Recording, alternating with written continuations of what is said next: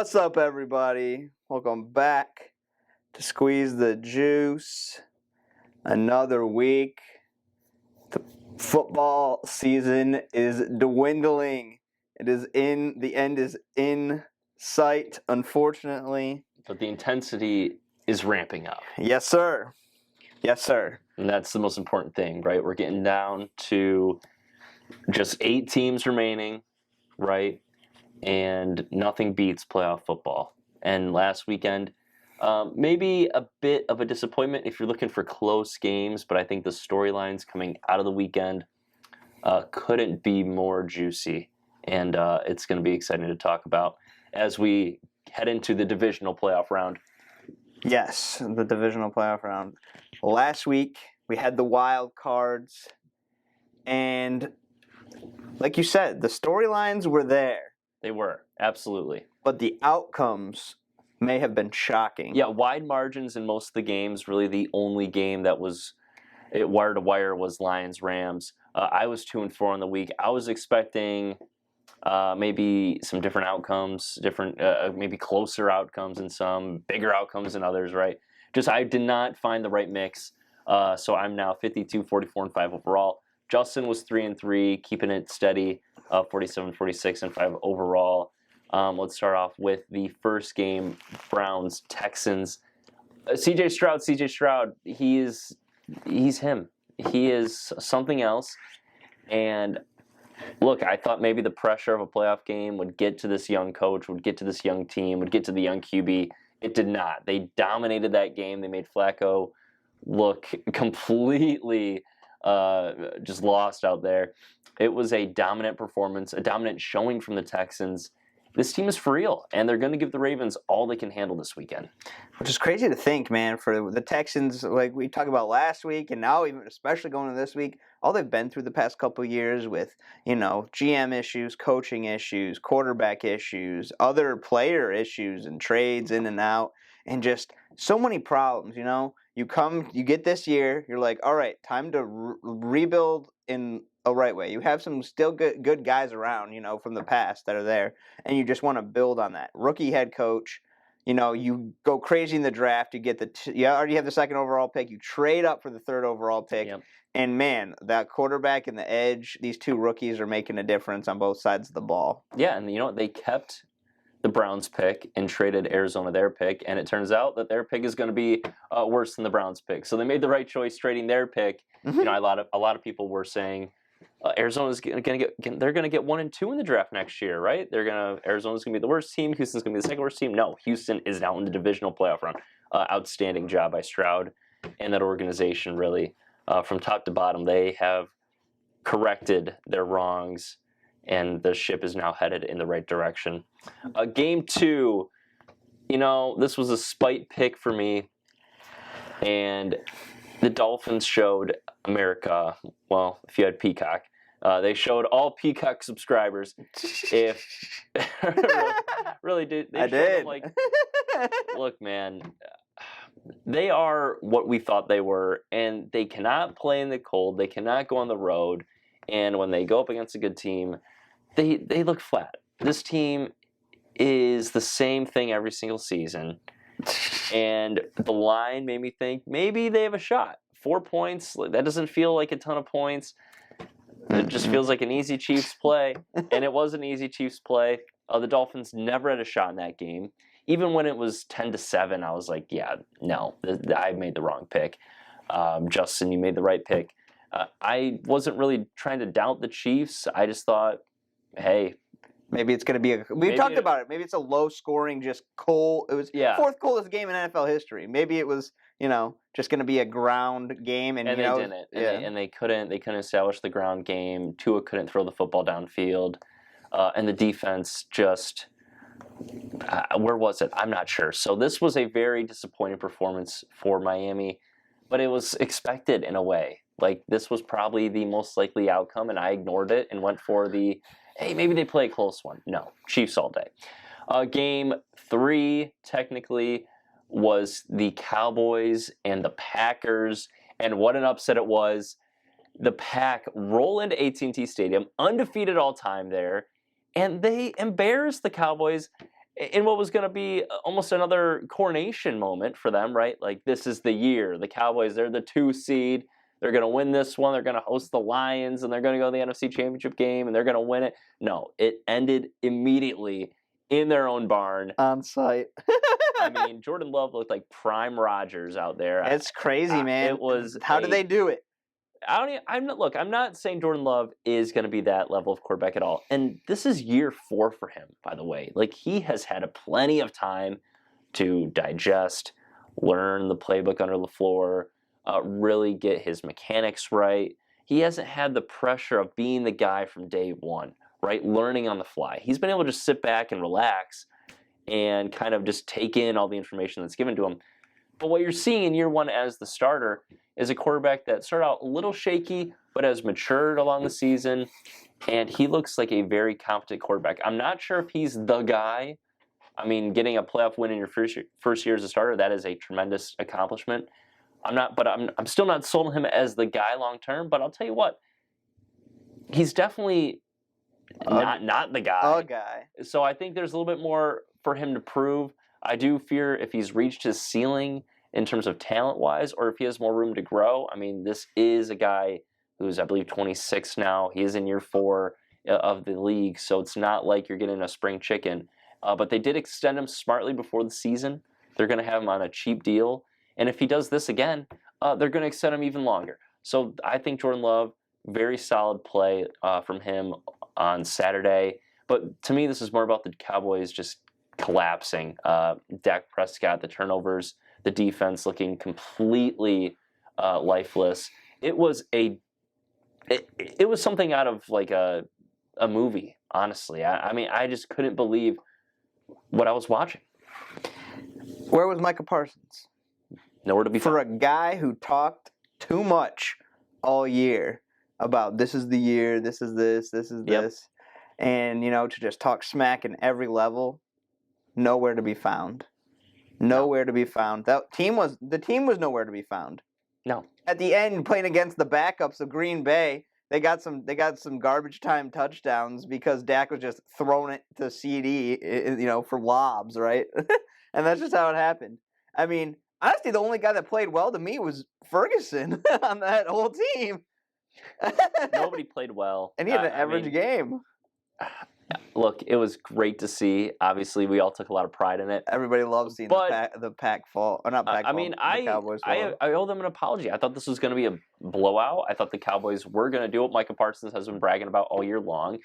And, you know, silly me, I was wrong. And I'm not upset about it. I'm happy that I'm wrong.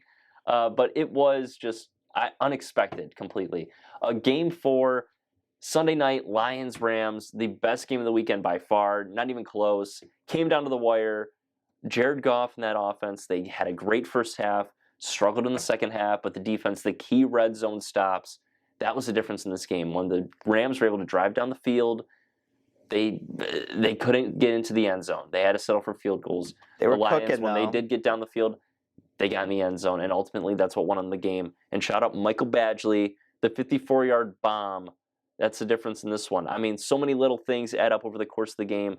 Getting those red zone stops, getting that 4th and 2 touchdown instead of not getting it, right? Yeah. Michael Badgley hitting a 54-yarder who's like career below 50% from 50+. Fantastic team effort from the Lions. And it just goes to show you what it means to the city. I mean, you saw it afterwards. And the emotion, the raw, pure nature of this is the first time we've experienced this. Like, it's a surreal feeling, and it was beautiful to see. It was. And now, that's great, but we got more work to do. There is. I'm with you. Like, I'm already past the wild card round. Like, that was a great win, but I want more. Like, I'm hungry. I'm hungry for more. And it's setting up for more, right? Things are setting up for more in process. There's potential for three straight. Don't sleep. One at a time. One at a time.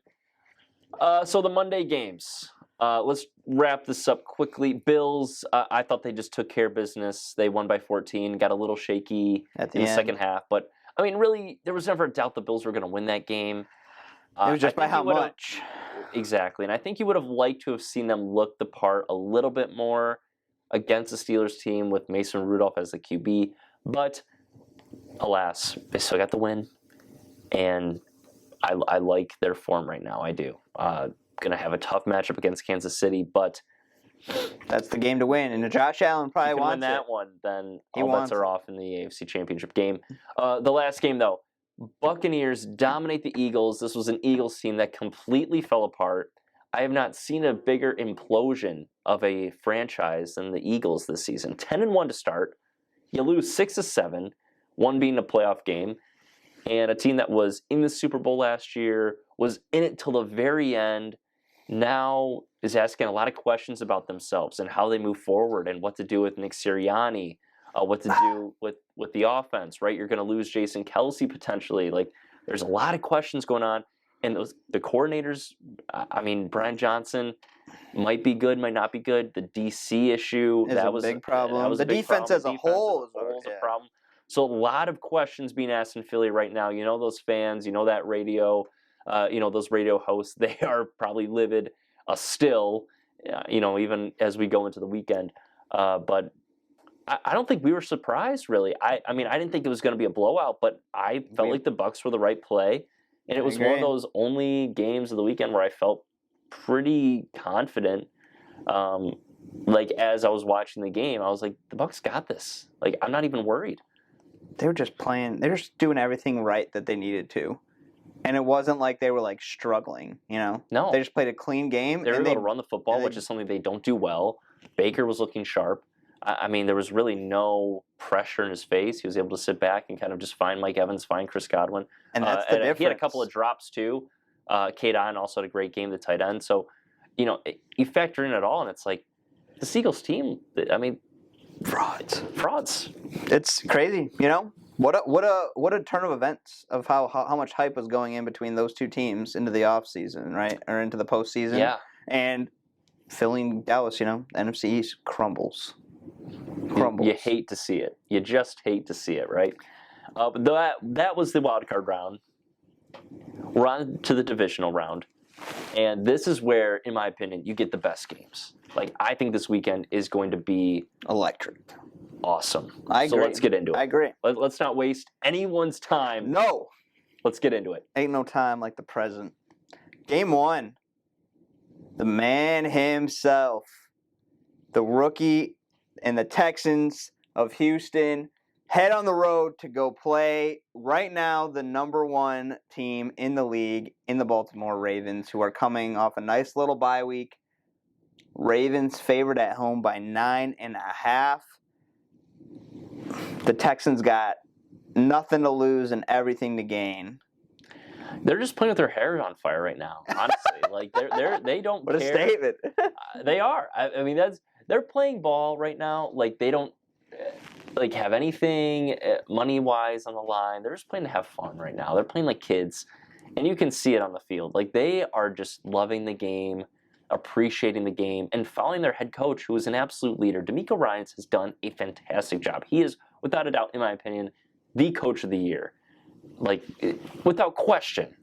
And they're going into Baltimore with, like you said, nothing to lose. They have absolutely nothing to lose. This season has been nothing but just, I mean, what else can you say? It's been nothing unbelievable. But, it's been beyond their wildest dreams and expectations in Houston. Like, they didn't even think, like, if you would have told me Houston's going to the divisional round and Dallas is going home in the wild card round, I would have thought you're nuts, but that's where we're at today. We thought, even as a whole division, we thought the AFC South was Jags' lock. Yeah, and the only team to make it out, Houston, of course, right? Crazy. But in this one, you're going up against the likely MVP, Lamar Jackson. Not my MVP. I'd give it to Josh Allen. I agree. After I did some more research this weekend, I was like, let me really look at it. Because to me, top 3 are Lamar, Josh Allen, and CMC.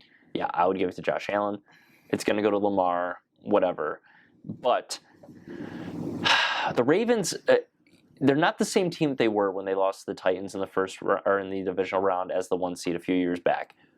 However, they do have the same quarterback, and this is a quarterback that I do not believe in when it comes to the postseason. I don't. So while it might be a little bit biased here, I'm going to be fading Lamar Jackson this entire postseason, no matter what game you show me. If the Ravens are on the clock, if they're on the board, I'm off of them. We know the mentality when the Ravens are on the board. So I'm going Houston plus 9.5. I don't care who the Ravens play next week. If they win, I'm going with the opposite team. I do not trust Lamar in the postseason. He just kind of becomes a shell of himself. When you cannot do what you're used to doing, and I know it's not the same team. They're completely different stylistically. But I still don't trust him in these games. And until he proves me wrong, I will not trust him. So give me Stroud plus 9.5. It's a decent number. It's a decent number. Yeah, plenty of room for a backdoor cover too, which we've seen from time to time. And the Texans are all about that. In those games, the game against the Browns, they're not going to stop throwing it. Yeah, like even if it's late in this, second half, they're not going to stop throwing the football, even if they're down by 20, 16, whatever the case may be. They're going to go out slinging it. Yeah, exactly. And it's interesting to see. A big discussion throughout the season was, their best offensive weapon at the time. Mark Andrews goes down. And the statement can be said that him going down could have been the best thing that happened to the Ravens because it opened up the offense for Lamar. He kind of had to do a little more focus on the guys he had outside. They didn't sign OBJ. They didn't draft Zay Flowers for nothing. Was it Isaiah Likely, right? Yep. He's stepped up. Yeah, he's been playing great. Risen to the occasion. The line's been great. I don't think Dalvin Cook as an acquisition is going to just change this, just boost this team to more. They're still going to be about the same as they are. Cook. I don't know why he didn't sign there originally, but I'm going to ride the Texans with you in this one. The logic, right? The logic that we have discussed is Ravens will always be public enemy number one. Lamar is the bottom feeder of the postseason. And we know what happens. We know how it goes. Hey, if you win, Lamar, you better be turning a corner now because, I don't know, this team is built well, but there's a lot of money that's got to be being shelled out. Yeah. No, absolutely. So we'll see what happens, but, there's just so much that can go right and so much that can go wrong, right? Do you understand what I said? So much that could go right and so much that could go wrong. I mean, yeah, that's true. A lot could go right in this game, but a lot could go wrong. But I mean, you could say that about anything. I mean, we were looking at the Browns, right? Best defense, arguably, crumble. Yeah, no, you're right. Ravens still really good defense, could crumble. Yeah, no, the Ravens have been great at home too, and they've been a covering machine all season long. So it's going to be difficult for Houston to not only win this game but to cover. But why fade Stroud right now when all he's done is proven otherwise? Like, I personally have tried to put my bias aside, my love for CJ Stroud aside, and he's proven me wrong. So if he proves me, let's say Baltimore does win by 16, 17, whatever, I'm not going to be mad at Stroud. I'm not going to be mad that I lost this pick. Obviously, I want to see Houston win. I want to see Stroud succeed. Could you imagine? But at the end of the day, Houston is playing with house money. And the Ravens honestly have everything to lose. And the Ravens, they do. I mean, they've been in this situation before. Lamar's been in this situation before. It hasn't looked pretty. So I'm just going to take the kids that don't know better, that are playing crazy, and hope that they find a way to get down the road. You think DeMeco Ryans ain't prepared for a mobile QB? He knows what to do. He's prepared. Yeah. He knows. Yeah. He knows. He knows. All right. Go Texans. Horns up. That's what I was about to say, but I'm like, eh. All right, on to game 2. This is going to be such an interesting game. The Pack head to the Bay. Niners favored at home. Coming off their also first round bye. Yeah. The Niners favored at home by 9.5 as well, just like the Ravens. The Pack coming off a heater in Dallas. But man, is Jordan Love going to do some magic again, or is the belief in the strength of the Niners just going to prove to stand tall? Tis a lot of questions, I don't man. know. I really am contemplating this one. because while I want to sit here and say the Niners are going to get it done, like they're a better football team, they've had a week of rest, they're going to come out with their A game. Mm-hmm. This Packers defense and the way Jordan Love is balling right now makes me really uncomfortable. And especially if I'm a Niners fan right now, I do not feel great about this one. I know it's 9.5, feels like a lot of points, but the Packers just went into AT&T Stadium and upset the Cowboys. I wouldn't be so confident that the Pack can't do the same thing. And to me, there is something about having a week off that can kill the momentum. I mean, they've had a lot of week to rest and prepare, but you also haven't played football in a couple of weeks, right? Yeah, I mean, they sat a lot of their starters against the Rams in that final week. They also got beat up by the Ravens on Christmas, so it's like, you really only kind of played one good game maybe in the past month? Yeah, I mean, the form definitely is it's a valid thing to call into question. So while I really want to take the Niners, I'm leaning Pack here, but I mean, maybe the Niners just come out and say, we're San Fran, we're the best team in the NFC, and you're going to see it right here on full display against the Packers. That's the thing they need to. I don't know if you saw the press conference of Kyle Shanahan. He's like, yeah, from the second quarter of that Dallas game, we started game planning for the Packers. I mean, they're taking it as serious as they should be taking it. They know the history. They do. I mean, the Packers have gone into San Fran and made lives miserable for these Niner faithful. So and the Niners went into Lambeau a couple years ago in that snowstorm and just shook up Aaron Rodgers, man. On that, was that the Super Bowl run? Was that 2020? Yeah. Yeah, that was such a good game. That was one of the best divisional games. I mean, for me, I understand where you're coming from, man. The logic. You know what I'm gonna do? I'm gonna take the Niners. Oh. I'm gonna take the Niners -9.5. Not because I want to, but I just feel like in the range of outcomes, it is more likely that the Niners, despite having the rest theory against them, I can see them playing their brand of football against the Pack much more than I can see the Packers replicating their performance against the Niners like they did versus the Cowboys. So I am going to take the Niners here cautiously, very cautiously.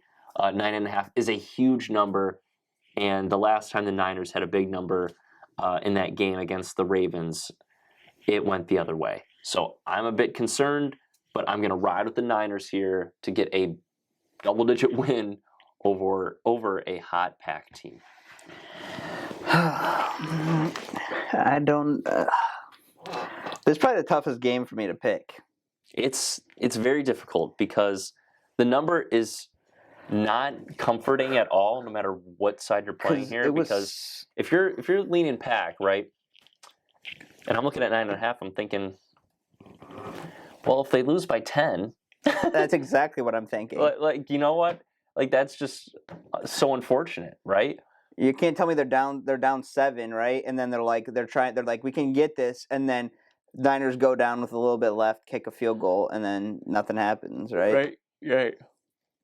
Or they're trying to come back, right? Oh my gosh, late game, touchdown, right? Oh, we're down 7, we got to get the ball back.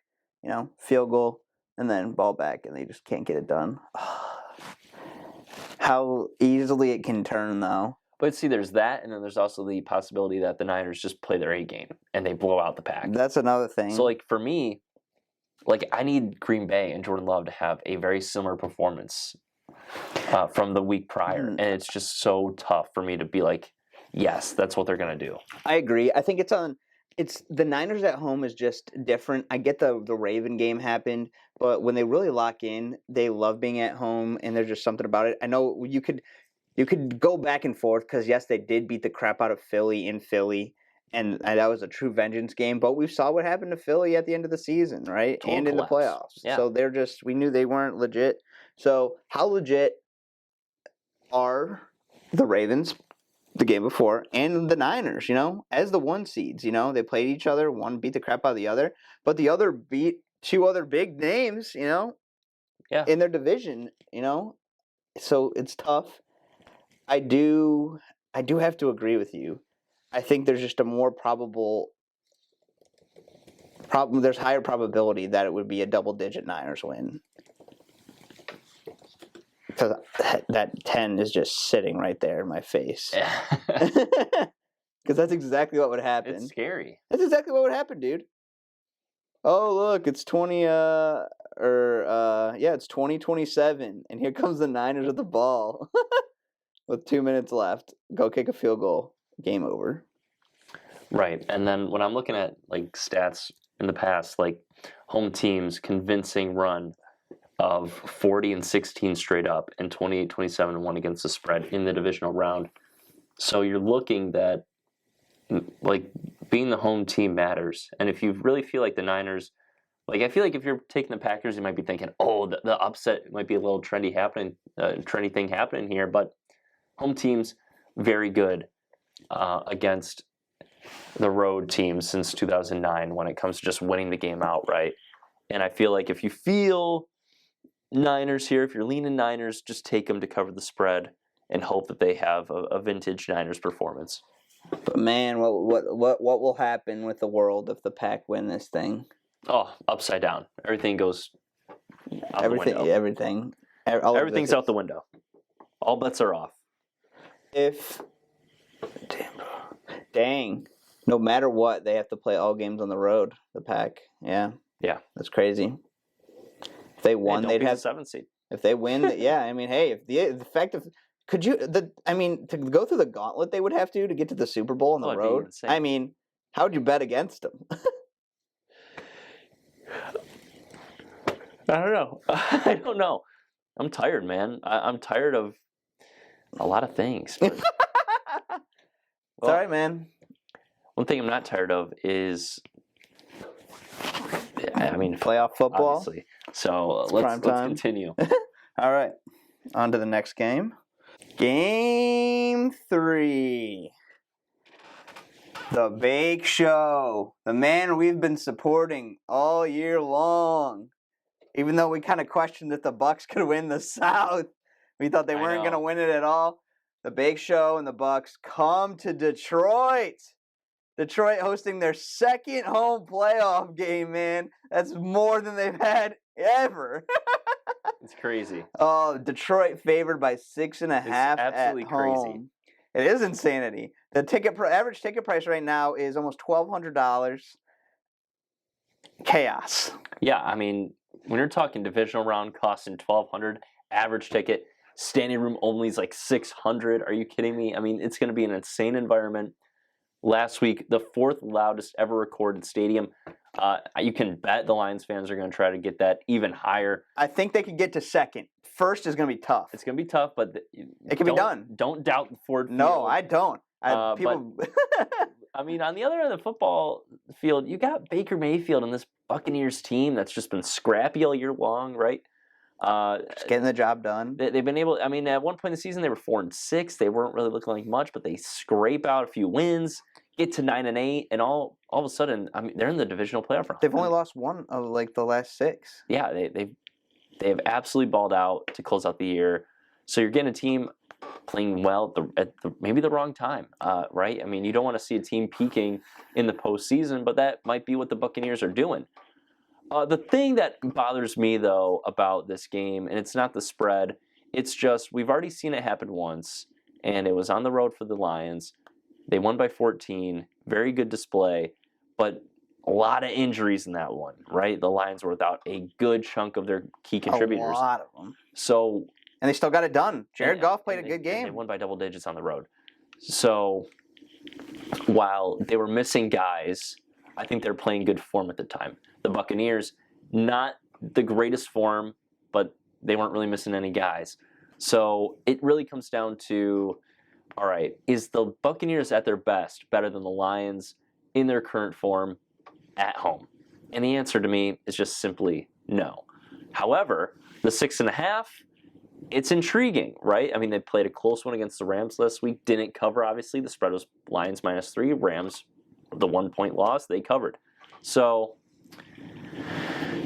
like, it's tough because you just want to be like, because if you're talking like, right, we don't know how it's going to go, right? Goff had to win that game with his arm. yeah, the Bucks were kind of shaky, but like we were getting to Baker. We were messing the quarterback. The run game was nothing. So it's like if the run game is nothing, all you gotta do is rattle Baker, and there's nothing going on. Right, and there are a few plays in that game that Baker missed that could have totally, swung the outcome completely. So really, when I look at these two teams,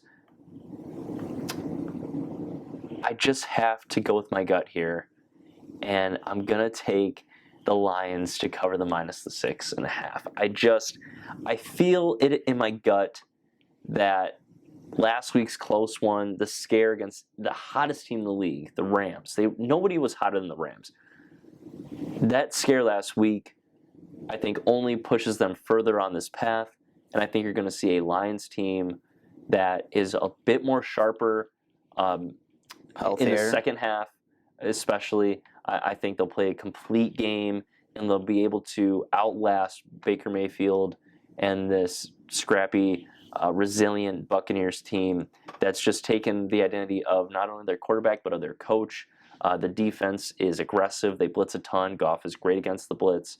So we're going to see Goff have to be a super Sark level quarterback, and I think he will be. I believe in Goff. I believe in this team, and I think the 6.5 here, while it's not my favorite number of the weekend, it certainly brings a smile to my face, and I'm glad to take it. So give me the Lions minus the 6.5. James Houston, man. Or Justin Houston, my bad. The man's been activated. I don't know if he's going to be playing this week, though. No, you're right with James. Are they right with James? I was talking to somebody about it, and they're like, they were messing me up when they were... I was like, James, Justin, James. No, it's James. James, It's James. Justin. James Houston has been activated. Unfortunate for Romeo Aquara. Julian is actually the one that got Was it Julian? Yeah. Wow, I'm the one who sent that in the chat today. Shows you how far off I am today. Your names are all over the place right now. Justin, Houston, the former Chief, Julian, Romeo. Oh, current Dolphin. Well, not anymore, but Yeah. I don't know what's happening. Yeah, I agree. I think there's just, even though they're both teams are playing well. Yes, the Bucks are hot right now, but just the ability, the motivation and the ability to just lock in coming off of that win last week is just a game changer for the Lions right now, right? They're way more focused. They kind of got that big, just the big thing out of the way, right? Everything, that first playoff game, to win that game, plus Stafford coming to town, right? There's just so much built up in that, and to just get done with that and kind of win that and overcome it and be like, we got on to the next, right? They're I feel like they're way more locked into this game.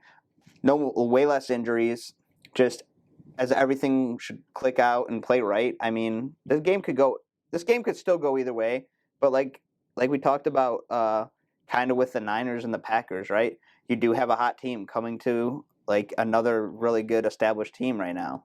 Yeah. You just got to trust that that the guys who are supposed to be getting it done and are the better team are going to get it done. So I'm going Lions. Enough said.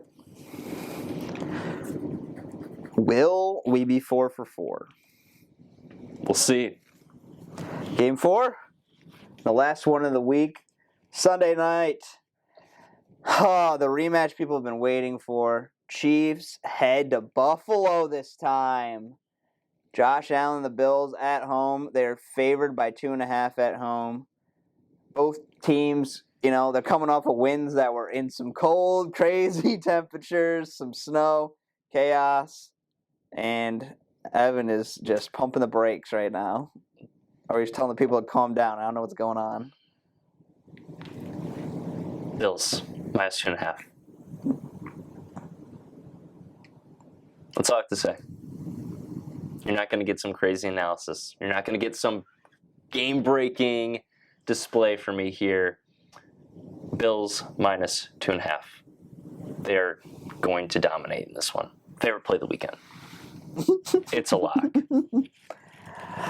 Well, I would hate to break your heart, so I'm not gonna. I want Bills too. Yeah. It's too much. The Chiefs have shown me nothing. I knew they were going to beat the Dolphins. But Bills Mafia is going to come swinging with pure vengeance and destruction. And Mahomes isn't going to be ready. No. They've had their injuries. They've had their depth problems, but Mahomes doesn't have enough right now. This is the end. His first road playoff game. And he'll remember why he needs to be at home. After this one. He'll remember. Yeah. He'll remember. Sorry. Time to be humbled. Go home. Enjoy your off season. Go ahead. Go to Cancun. Go find Dak and the Cowboys. He'll be there. Enjoy your pina coladas because Bills are going to win this one. So we were 4 for 4. Let's run it down really quick here in the divisional. Game 1, Texans, Ravens. We're on the Texans plus 9.5. Stroud boys. Game 2 in The Bay. Levi's, whatever. Keep your pants. We're on the Niners minus 9.5 here. Taking the home That's the side. gut. That's the gut trust. That's the gut trust. Another gut. Game 3, another gut pick here. Lions minus 6.5. We're on that. And then game 4, Pure Chiefs, pure Bills. logic. This is just common sense. Not even logic. Like, I mean, a toddler could make this pick. Bills minus 2.5. It's a lock. Lock. And that's it, man. What a weekend it's going to be. I cannot wait for these These are all great games. I mean, this slate of game. This is just a great slate. To see these young quarterbacks, lead these hot teams on the road against the big 1 seeds, and then an incredible rematch that has been waiting to happen, especially for Josh Allen. Yeah. And then our boys. Yeah. Our boys, just kind of. How about us? How about us? Why Who's got not it us? better? Yeah, why not us? Why not us? Everything we want more, but everything from this point is just greatness. Well, we'll have these games to determine the NFC, AFC championship games. Cannot wait to break that down. And then before you know it, we got the Super Bowl on deck. So it is going to ramp up here quickly. The intensity, like we said at the beginning of the show, it's only getting higher. It's only getting more stressful. Be prepared for, the unexpected here because it is going to get nuts. 2 more weeks before this year's list comes out for the big man. Yeah, that's true too. We have to. I got to take a Pro deep dive into that. Pro Bowl weekend. I got to take a deep dive It into is that. QB weekend. The QB list will be out. Evan's new year QB tier list. Second year. Yeah, we'll see. I feel like it's gonna be a crazy change from last year. Yeah. No, I have a lot of ideas of who's going to be where. It's just really for me. All right. Do I take into account the future again, or am I just how about right now? I think that's where I got to really dial in because if I go right now, my list is a lot different. Yeah. But if I go future, then are you doing like how you did last year? You did like every starting QB upon the season. Every starting QB. Yeah. I'll bring my top 5 in my opinion for the season, but you got the whole league. Every starting QB will be ranked, and there will be tiers. The Daniel Jones tier will be back. Might be some new additions though. Are you gonna create like your own tier list and get on here?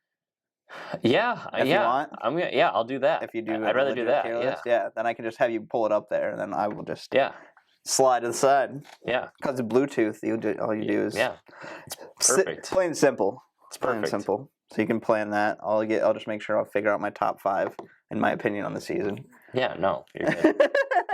I'll tell you, my boys, my usual boy will not be at 1 this year, unfortunately, but due to injuries. We'll see what happens though.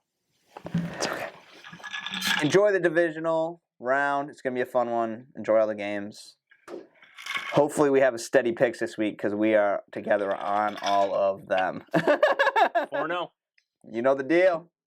We'll catch you in the next one. Peace.